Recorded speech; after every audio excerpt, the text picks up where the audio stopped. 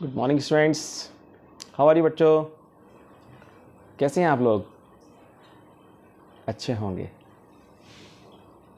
आज की कहानी, एक फ़कीर होता है बच्चों। फ़कीर समझते हैं आप लोग? एक भक्त था जो भगवान की भक्ति किया करता था।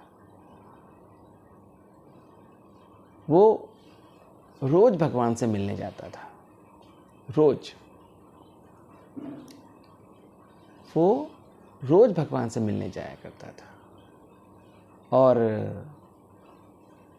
जब वो मिल के आता था तो लोगों को बताता था कि आज मेरी भगवान से ये बात हुई, आज मेरी भगवान से ये बात हुई। लोग भी उसका आश्चर्य मानते थे कि वाह, तू रोज़ भगवान से मिलता है? कि हाँ, मैं तो रोज़ भगवान से मिलता हूँ। कैसे मिलता है भगवान से? कि जैसे मैं आपसे बातें करता हूँ वैसे ही मैं भगवान से बातें करता हूँ। लोग उसकी बातें रोज़ सुना करते थे।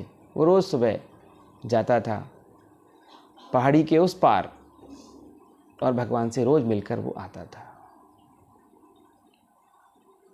लोगों के अंदर ऐसी भावना थी कि हाँ, ये भक्त है भगवान का और ये भगवान की निरंतर पूजा करता है, पाठ करता है और उनसे बातें करता है। पूरे गांव में इस बात का चर्चा था कि ये भगवान से रोज़ बातें करके आता है। उसी गांव में एक महिला रहती थी। उसके यहाँ पर कोई संतान नहीं थी। तो उसने उस भक्त से कहा कि भाई, तू मेरे लिए एक प्रार्थना करना भगवान से। बोली, क्या? मेरे घर में कोई संतान नहीं है।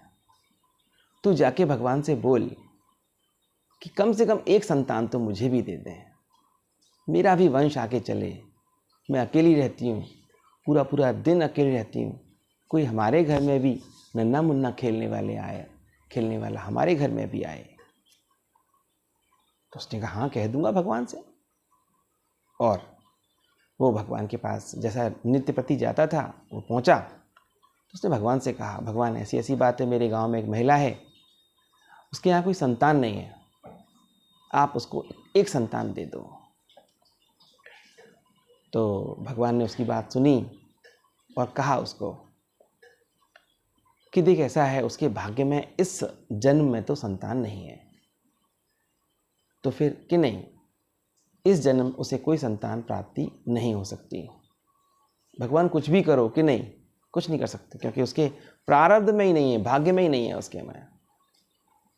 वो नहीं, भगवान से बातें करके वापस आया और उसने उस महिला के पास जाकर बताया कि भगवान ने कहा है कि भाई, तुम्हारे भाग्य में इस जन्म तो संतान नहीं है। वो महिला बहुत उदास हुई, रोई। उसने कहा कि भगवान के आगे तो मैं भी कुछ नहीं कर सकती, अगर मेरे भाग्य में कुछ नहीं है तो फिर मैं भी कुछ नहीं कर सकती इसमें। तो कोई बात नहीं। ये क्रम चलता रहा। वो निरंतर भगवान के पास जाता था, बातें करता था, ये क्रम चलता रहा।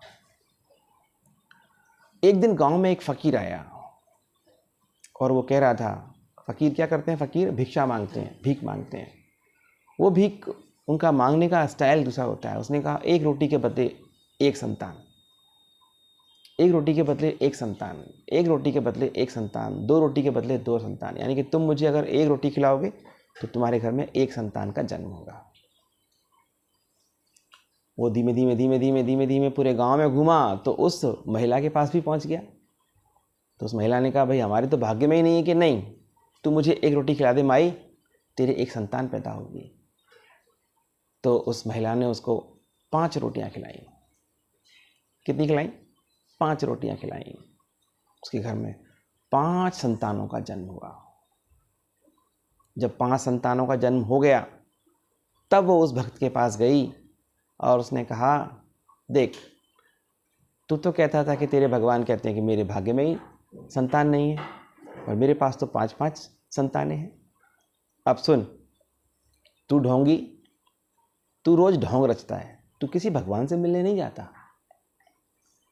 ये जो तू रोज आडंबर करता है ना कि मैं भगवान से मिलता हूँ, मैं भगवान से बातें करता हूँ, ये सारी बातें तेरी झूठी हैं। तू झूठा है और तेरा पहाड़ी पार जो भगवान रहता है ना, वो भी झूठा है। उसने कहा, नहीं, तुम मेरे भगवान के बारे में ऐसे नहीं बोल सकती। कि क्यों नहीं बोल सकती?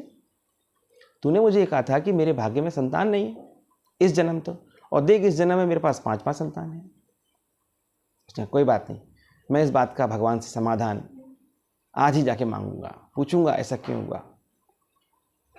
तो वो भगवान के पास गया और उसने भगवान से सारी बातें बताई कि उस महिला के बारे में मैंने आपसे पूछा था, आपने कहा था कि उसके भाग्य में संतान नहीं है, पर उसने तो 5 संतान है आज घर में। तो मुझे कहा जवाब दो, कि थोड़ा रुक जा, अभी दे दूंगा जवाब। नहीं, मुझे अभी जवाब दो इस बात का। कि ठीक है, आज मैं तुझे बताता हूँ भक्त की कीमत क्या होती है। ऐसा कर, तू जा पूरे गांव में मेरा भक्त ढूंढ, और जो मेरा भक्त हो उससे कहना कि वो अपना शरीर का आधा किलो मांस काट के दे दे। कि ठीक है, जाता हूँ। कि जो मेरा अनन्य भक्त होगा ना, वो अपने शरीर का मांस काट के तुझे दे देगा, नहीं तो कोई बात नहीं। वो गांव में जाता है, सबसे पूछता है भाई तुम भगवान के भक्त हो? कि हाँ भक्त हैं। तो अपना आधा किलो मांस काट के दे दो हमें। मैंने पागल हो गया है, मांस काट के दे दो? तू दे दे अपना, तुम दे दो अपना। किसी ने उसको मांस काट के नहीं दिया। कौन देगा? अपने शरीर का मांस काट के कौन देगा? कोई नहीं देगा। फिर वो ढूंढते ढूंढते ढूंढते ढूंढते वो उस फकीर के पास पहुंच गया। कौन से फकीर के पास? जिसने उस महिला को आशीर्वाद दिया था। उस फकीर ने कहा, हाँ मुझे पता है तू अनन्य भक्त है, पर मेरे भगवान ने अगर कुछ मांगा है तो मैं तो उसको न्योछावर, अपने आप को भी न्योछावर कर दूंगा। मांस की क्या बात है बच्चों। उसने अपने शरीर में से आधा किलो मांस काटा और एक बोटी उसको काट के दी, एक और काट के दी उसने। ले तो ये दो बोटी मांस लेके जा भगवान के लिए। और वो दोनों हाथों में मांस लेके जा रहा है, मांस में खून बह रहा है। वो जब वहाँ पहुँचा भगवान के पास, तो भगवान ने कहा, ऐसा अनन्य भक्त जो अपने शरीर का मांस काट के दे सकता है, उसके लिए बोल मैं क्या क्या नहीं कर जाऊंगा। मैं समझा नहीं आपकी बात कि तू भी तो मेरा भक्त है, तू तो मुझसे रोज मिलने आता है। वो फकीर तो मुझसे आज तक मिला ही नहीं है, पर वो मेरा भक्त है। तू भी तो अपना मांस दे सकता था काट के मुझे, पर तूने नहीं दिया क्योंकि तू भक्त नहीं है। वो मेरा अनन्य भक्त है। वो उसकी बात के लिए उसने जब अपने वचन दे दिए तो मैंने अपने वचनों को वापस कर लिया।